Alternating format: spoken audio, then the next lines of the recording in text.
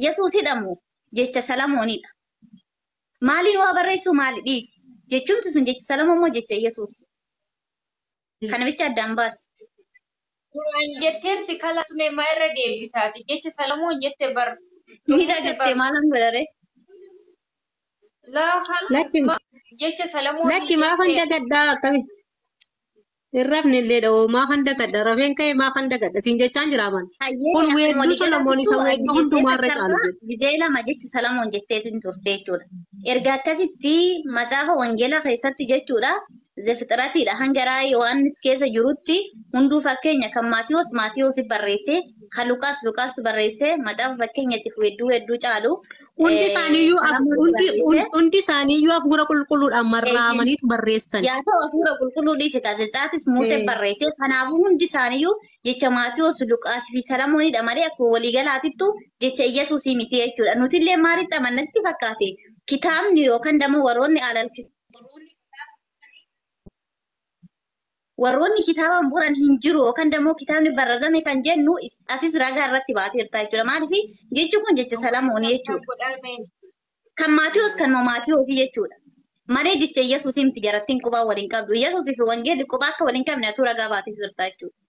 Lakki booko hafuura qulqulluudhaan marraa'ee barreeffaman siin jedha. Yoomiyyuu kana hin ganus hin kaadus irra deddeebiin sitti ba'a. Hundi isaaniitu waaqaa jechuudha. Dhiistume asirratti Salamoonis waaqa, Iyyasuusis waaqa, Yaaqoobis waaqa jechuudha bar. Lakka akkas jechuu miti sammuu.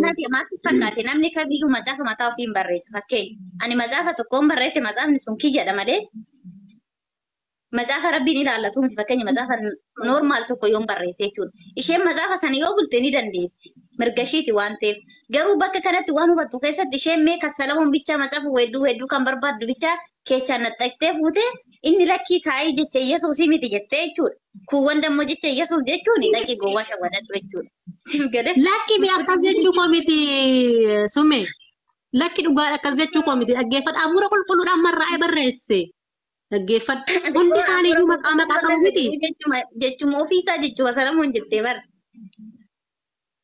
Ekkoo akkas jedha ka hafuura qulqulluudhaan marraa'ee barreesse. Amma mee wangeela qabda farka.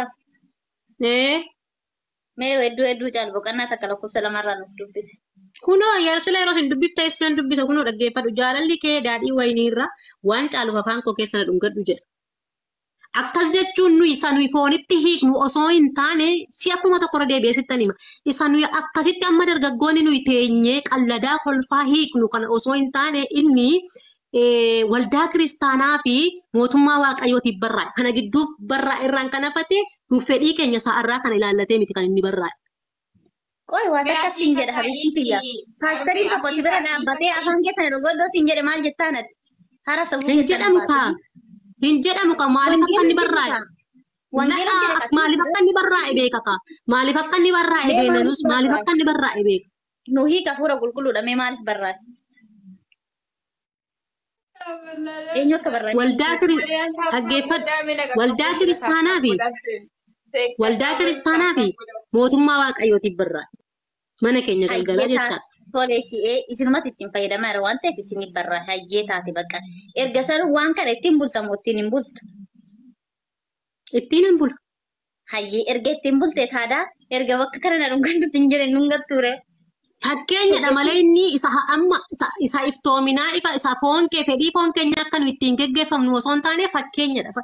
Gaafa dubbiftu akka fakkeenyaatti jechaadha. Otoo fakkeenya maal fakkeenya sana fuula qulqulluudhaan nuyi ittiin talatoo.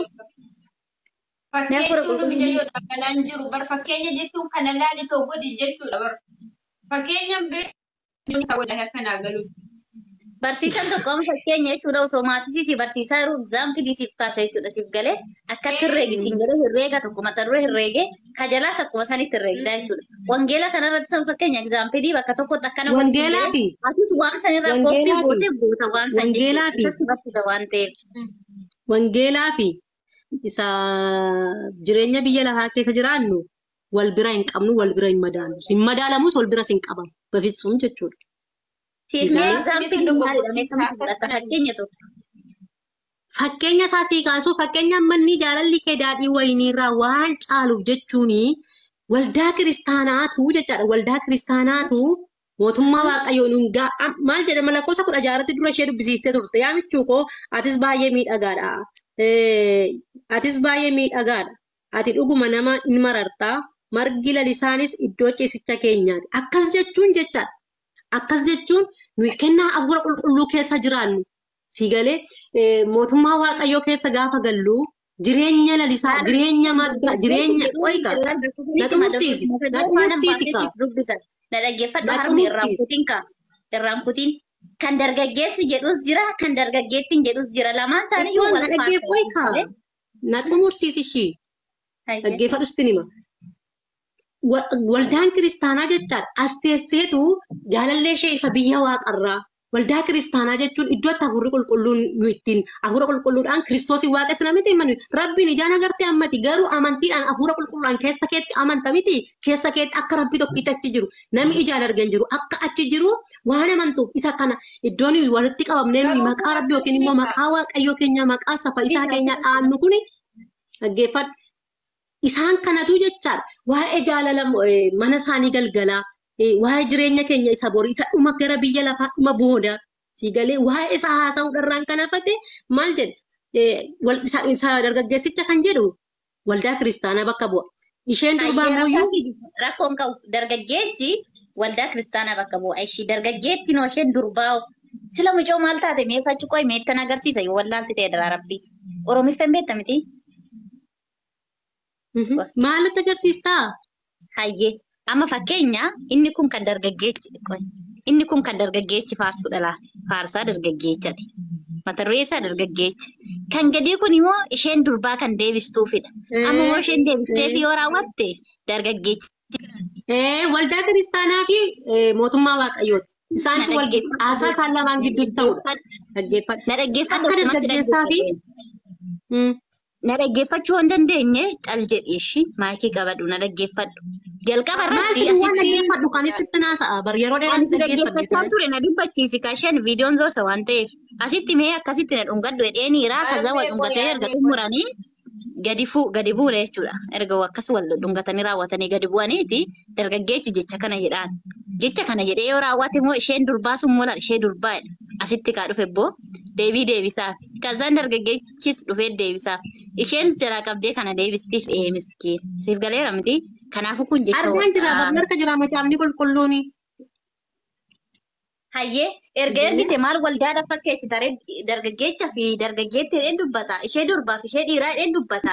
Ati misaalee waldaa maal goote ree maaf sobna ree maal wangeelarra soba keessa. Soba miti kaa isuma dhugaa jirudha kaa isa bakka bu'eetu bakka dhaggeeffadhusti hima dargaggeessi tokko gaafa jaalallee isaa hiriyaa isaa dubaraaf barreessu jechoota inni fayyadamee barreessu warri arra nu jechuudha ijoo dargaggoonni keenya warra arraa nuuf dhufe miti macaafni qulqulluun kun nutu ittiin barachaa jira miti nutu ittiin jiraachaa jira miti nuyi akkaataa nu itti dargaggeessi tokko hiriyaa isaa ishee dubaraaf qabu yookiis immoo dargaggeettii tokko hiriyaa ishee isa dhiiraaf qabdu akkaataa isaa itti walii ibsan jira miti isa kana fakkeenya sana fudhannee nu immoo waldaa kiristaanaa fi mootummaa waaqayyoo isa galgalaa isa kana akka bakka bu'uuf malee isa waa'ee ejjaa isa waa'ee wal dhungannaa isa waa'ee wal gaggashuu isa waa'ee nuyi akka amma nuyi akka ittiin nyaasofnu kanaaf miti kan inni barbaadu. Isa kana sammuun kee dhaggeeffate isa kana sammuun kee meebii yoo fudhate asumatti dhaabna garuu kijiba keessirratti qabeetii asitti baasaa jechuudha. Takkaffaa irratti dura waldaadhaaf fakkeessite. Lammaffaa irratti dammoo deebitee dhufte isa dhiirri keenya fi dubartiin keenya waliin jaljan yookaan waliin jedhan kana nu barsiisuuf jettee jechuudha. Ila bakka lamatti dubbii lama deebiste akkuma duratti Ikkoo isa nu barsiisuuf mitiin siin jedhe isa nu barsiisuuf osoo hin taane isa nu barsiisuuf mitiin siin jedhe dhaggeeffadhu kaa. Hayyee wangeelli erga si barsiisuun taane maaf dubbistaree erga itti fayyadamne maaf dubbistaree erga si akkaataa keenya akkaataa keenya har'aani. Jibbitus fudhadhu too deeme jechuudha. Akkamitti fudhattee deemtes si fakkaate. Akkamitti fudhattee deemtes si fakkaate jalqaba irratti wangeelli jecha Yesuus siin jedhe.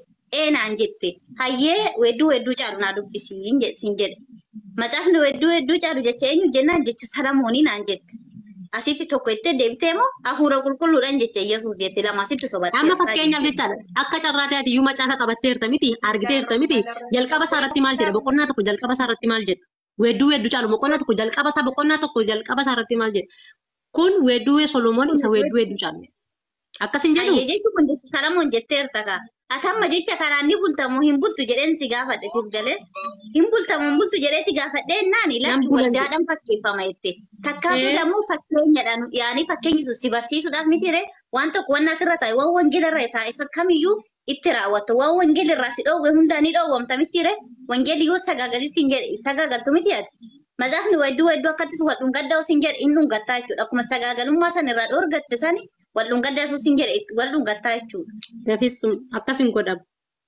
Akkamitti ree kaan filattee dhiistee kaan fudhachuun hin danda'amu kaa. Jaalattus jibbitus akkasiidha kaa ergattee bulte guutuunsaa. Yookaan filattee yoo ittiin keessaa bulte ta'e noo borbadee akkasitti siif nan taradda. Filannoo keetii yoo fudhatte ta'e jecha keessa. Lakki filannoo koo osoo hin taane kun macaafni wedduu caalu kan barraa'e fakkeenya nan akka nuyi itti fayyadamnu malee qaxxitaa macaafni itti fayyadamiin siin jechaa jira bar fakkeenya itti fayyadamuu fidha miti reetoo wanta asirra